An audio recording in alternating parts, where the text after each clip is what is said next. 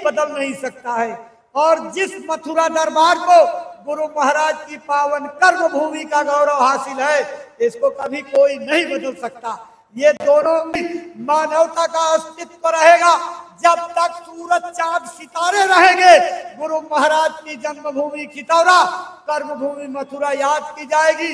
लोग यहाँ मत्था टेकेंगे, यहाँ की मिट्टी उठा करके ले जाएंगे। यहाँ की मिट्टी लोगों के आत्म कल्याण का कारण बनेगी, सारी दुनिया शांति पाएगी। क्या गुरु महाराज को इतना हल्के से ले लिया आपने?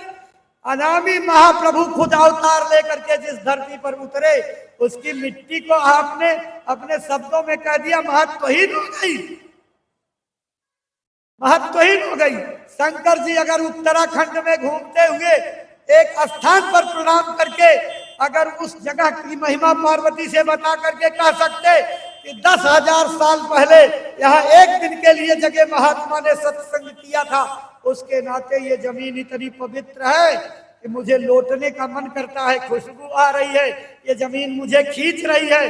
तो प्रेमियों विचार करो, ये गुरु महाराज ने एक बार नहीं सैकड़ों बार प्रेमियों को सत्संग में सुनाया। इससे प्रेरणा नहीं ग्रहण कर पाए कि जिस जमीन पर गुरु महाराज 50 साल 60 साल तक अपने पैरों की धूल से रौंद रौंद करके पावन बनाया, तो 6-7 साल में 10 साल में महत्वहीन हो गई।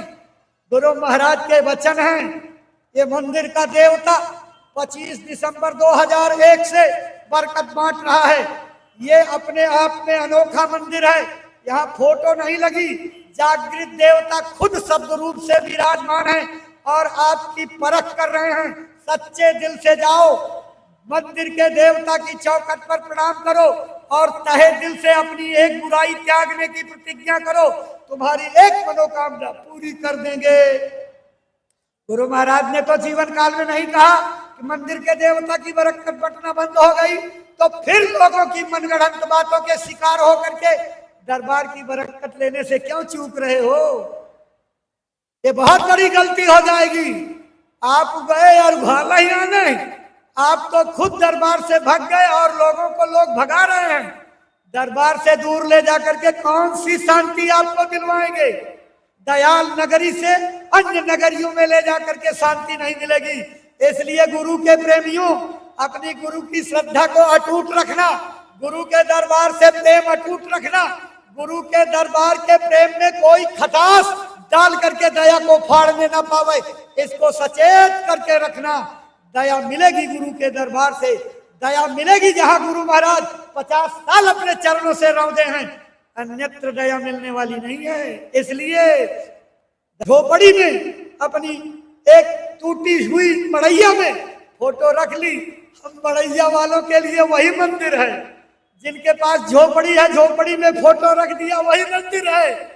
इसी तरह जिसके पास इमारत है इमारत में आपने मार के रख दिया फोटो, लेकिन झोपड़ी का मंदिर, आपकी मड़ैया का मंदिर, आपके कच्चे घर का मंदिर, आपके पक्के घर का मंदिर, आपके इमारत का मंदिर, क्या गुरु महाराज की जन्मभूमि के मंदिर और गुरु महाराज की कर्म भूमि के मंदिर की बराबरी कर लेगा?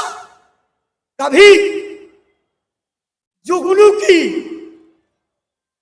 तुलना सूरज से हो सकती? दया के स्थान है, जहां भी जय गुरुदेव नाम की फोटो लगा दोगे वो तो दया बरसेगी। लेकिन गुरु महाराज की जन्मभूमि और गुरु महाराज की कर्म भूमि ये दूसरी नहीं बनेगी। इससे बड़ा इशारा और आपको नहीं हो सकता है। ये दया के केंद्र हैं, इन दया के केंद्रों से अपनी श्रद्धा को जोड़े रहना।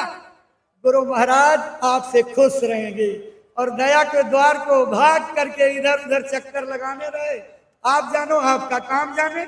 गुरु महाराज के वचन तो याद आप करोगे ही। युग जमाने बीत जाएंगे, शताब्दियां बीत जाएंगी, लेकिन मंदिर के देवता की बरकत बटना बंद नहीं होगी। जब बरकत बटना बंद नहीं होगी तभी तो नए नए लोग जो सारी दुनिया से आएंगे उनको शांति मिलेगी, उनकी इच्छाएं पूरी होगी, तब तो गुरु नाम के दीवाने होंगे, नहीं तो कैसे होंगे। इसलिए गुरु के वचनों का ख्याल रखो। इस मंदिर के मुड़ेर से गुरु महाराज ने कहा अगर पंछी भी उड़ गया तो उसकी 84 खत्म होकर के मानव देह मिल जाएगी। गुरु के वचन फलेंगे फूलेंगे। इस वचन को कोई लोक लोकांतर वाला काट नहीं सकता। अब गुरु महाराज के वचन निकल गए। जितने कबूतर, जितने तोते, जितने पंछियां इस पर से उड़ेंगे और पंछी उड़ेंगे, उनकी सबकी 84 खत्म, सबको मानव शरीर मिलेगी तो आबादी तो बढ़ेगी ही। आबादी बढ़ेगी नहीं, इसी तरह से बढ़ती है। और तो जब आप इस पर जाकर के मत्था टेकोगे 3.5 हाथ के देवनारायणी शरीर से, तो कितनी बड़ी दया मिलेगी, इसका अंदाजा लगा सकते हो? कोई नहीं लगा सकता है। वो तो जो गूंगे मीठे फल को रस अंतर्गत ही भावे, गूंगा मीठे के स्वाद को नहीं बता सकता, वैसे दया पाने वाला वर्णन नहीं कर सकता। अनुभव की चीज है। आपके जीवन में जब अनुभव आएगा, जबान बंद हो जाएगी, किसी को बांट करके आप उस दौलत को खत्म नहीं करोगे। इसलिए दया लेने के लिए इस दर पर आते रहना। कल सवेरे पूज्य महाराज जी के सत्संग में सब लोग भाग लीजिएगा। मेरी प्रार्थना है कि ये मैदान पूरा जो है आप कल सवेरे जल्दी से आकर के भर दीजिए, ताकि इस मैदान में कोई जगह न रहे। जल्दी आओ, जल्दी बैठ करके पूज्य महाराज जी की वचनवाणियों के लिए प्यास जगाओ, अपने अंदर भूख पैदा करो। जितनी तड़प के बाद भोजन करोगे, उतने जल्दी जो है स्वाद युक्त जो है जाएगा और हजम होगा। इसलिए अपनी वाणी को यहीं पर विराम देते हैं। त्रुटियों को क्षमा कीजिएगा। सब लोग मालिक के नाम को बोलिए। जय गुरुदेव, जय गुरुदेव। नाम किसका? प्रभु का पावन नाम, प्रभु का जागृत नाम। अब आप सब लोग खड़े हो जाइए, खड़े हो जाइए अपनी जगह पर। अब गुरु महाराज का नारा बुलंद कर दीजिए। गुरु महाराज का कहना है, जो है उनकी प्रार्थना है। बाबा जय गुरुदेव जी महाराज का कहना है, और पूज्य महाराज जी की प्रार्थना, हाथ जोड़कर विनय हमारी, बाबा जी की अर्जी है, स्वामी जी की अर्जी है।